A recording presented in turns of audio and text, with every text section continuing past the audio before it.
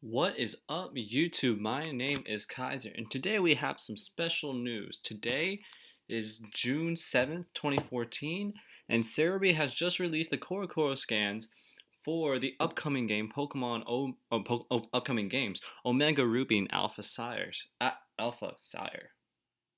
Sapphire. So let's go and take a quick look at these scans, and I'll go ahead and relay some of the news for you guys. So as you can see in this scan, we have pictures of three new Mega Evolutions plus our already known Mega Blaziken. We have Mega Diancie, which is going to be a little bit surprising, but then again, as he is going to be the only 6th Gen Pokemon to have a Mega Evolution up to this point, but at the same time it makes sense with the upcoming movie for it. So for now, we don't really know what's going to come of that, but we'll go ahead and we'll go ahead and wait and see. Mega Diancie retains its Rock Fairy typing, but he doesn't have much more information past that. So let's go ahead and move on. Mega Sceptile. We did indeed get the Mega Hoenn starters. So Mega Sceptile is, as we predicted, going to be Grass Dragon, but he is going to get Lightning Rod for his new Mega Evolution ability. Now, a bunch of you might be saying, well, this makes Mega Sceptile a little bit useless and unviable. Maybe bring it, like, it might not even be moving up tiers. But if you think about it, Lightning Rod gives it, well, so let me go ahead and explain. What Lightning Rod does is that when you get hit by an electric type move, Mega Sceptile gains, what was it? Special attack, +1, plus it gets immunity from it. So he's immune to Thunder Waves now, which is going to be extremely helpful in keeping its speed, assuming that Mega Sceptile remains as fast as its predecessor, regular Sceptile. So how is this going to affect, excuse me, what is this called? Competitive Pokemon? Maybe not so much for Smogon singles as it will for VGC, as we know that Discharge Discharge and Rotoms are extremely common in VGC. Therefore, we can have Sceptile absorbing these electric type moves like Thunder Waves, Volt Switches, Thunderbolts, whatever, and he can retaliate with some powerful Energy Balls, Giga Drains, Focus Blast, Dragon Pulse, and whatever else he gets. So I'm a little bit interested in the future for Mega Sceptile. We already know about Mega Blaziken, nothing to say there. And last of all, we have Mega Swampert now. Mega Swampert's a very interesting design. He looks like he's ripped as all hell. Like, bro, do you lift? Like, really? Like, he just looks incredible. Unfortunately, he does not get Sap Sipper as we were all hoping.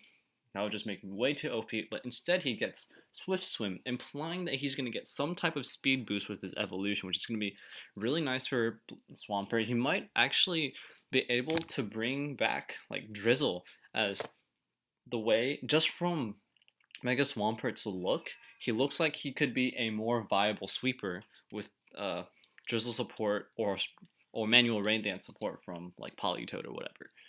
So that's all I have to say for these new Mega Evolutions. It seems like they're going to be very interesting, and since we have these 3 new Mega Evos, it is implied that the rumored, like, Mega Ludicolo, Mega Shiftry, and I don't know who else, Mega Zangoose, I think, or maybe that was just rumored, but it looks like those may be possible.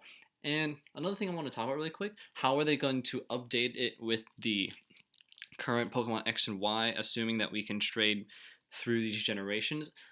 I'm predicting some type of patch that Nintendo, or excuse me, the Pokemon Company has been intending to put on it once these games come out. So I don't really know, but we'll see. So let's go ahead and move on to the next scan. Here we have the box art Kyogre and Groudon, and instead of being called Mega Evolutions, they're actually going to be referred to more as Primal, Prehistoric, or Primeval Groudon and Kyogre. So these are going to be like ancient devolutions, as they call it. Now, what ancient devolutions are going to be more like, it's just going to be like a regression. So it's like the inverse of Mega Evolution, which is a new little something I feel like is going to be nice to see in the main story gameplay. So the way I see it, for them to get these ancient devolutions, they're going to be they're gonna have to hold an item just like regular Mega Evos and go backwards from that. Um, so yeah, that's basically all I have to say about Mega Groudon and or not Mega Primeval Groudon, Primeval Kyogre, and as you can see from a lot of the DS art from the corner with Mega Primeval Groudon, Primeval Kyogre, it looks like we will be maintaining the exact same 3D models that were used in Pokemon X and Y. So that's always going to be really good news. Now we can confirm that we're going to be seeing the entire Hoenn region in 3D, which is going to be really cool to see when that comes out. Let's go and move on to the next scan.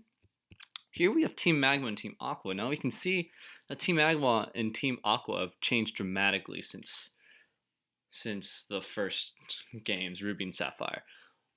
See that all of Alpha Sapphire, or excuse me, Team Aqua is going to be changing from what was predominantly white to a more like African American themed team. And as you can see, we were missing Shelly from Team Aqua. I don't know if you guys remember her, but she was this Team Aqua admin before this new girl these two new people that we have here, this new girl and this really huge guy. Now let's move on to Team Magma. They still look somewhat, no, they don't look the same, because as you can see, they switched the two admins as well. But remember Maxie being the short guy. Now we have this bigger guy being the new admin for Maxie. No, for Maxie. Archie. Who was the? Tabitha was the admin. Sorry, Tabitha was the admin, and Maxie being the head of Team Magma. So that looks really cool. I like how they updated their character design. So let's move on to the next scan. As you can see, we have the main characters here, Brendan and May. I like what they did here. They kind of combined their artwork for Ruby and Sapphire and Emerald by mixing the red and green color layouts together in those characters. And they definitely look a lot more interesting. They look a lot more youthful, which is going to be kind of nice. Seeing as these are complete remakes, meaning that these kids should not have aged at all since the original Pokemon Ruby and Sapphire. So here's, you can see some of the 3D art, and you can confirm here that the art for